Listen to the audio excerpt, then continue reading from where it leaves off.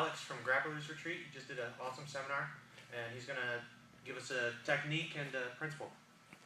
Hey guys, okay, I'm going to show you one of my favorite ways to set up a straight Achilles lock that was shown to me by my teacher, aka-Tightness.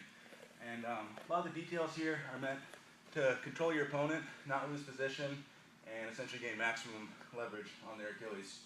So, once you open your opponent's guard, it's very important that you get your knee up in the middle. This is going to make it very difficult for Randy to close his guard. If I open this guard and I just focus on my outside knee, Randy can still close his guard. I'm back to square one. So no matter what guard opening you choose, knee up in the middle. I like to show my students not to go straight for the Achilles. It kind of telegraphs it. Randy can defend right away, kick his leg straight, toes up, and suddenly I'm going to have a hard time.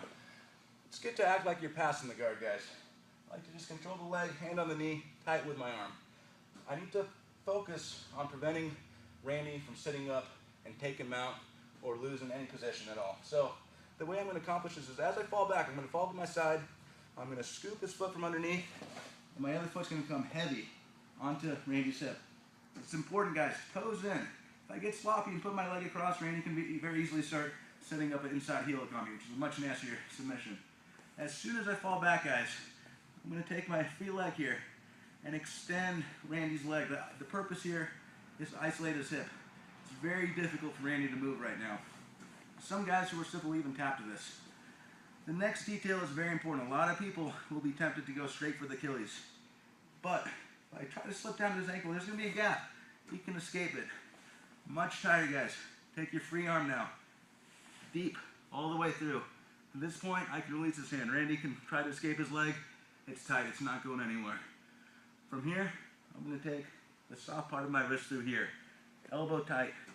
Very important you get your forearm perpendicular. You don't want this sort of weak angle. You're going to be putting pressure on his muscle here. You want it right on the tendon. I'm going to start with the soft part of my wrist here. This is an important detail. A lot of people like to start with the hard part of the wrist or do a sort of key lock. With that, it can be tight. You'll finish most people, but there's still slack there. I like to start with the soft part. Gopher taught me this. From here, he taught me to kill all the slack. Make it tight with the soft part.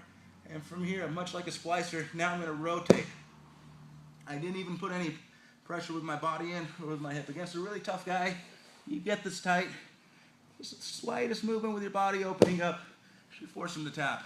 If you guys find yourselves opening up too much, it means there's too much slack.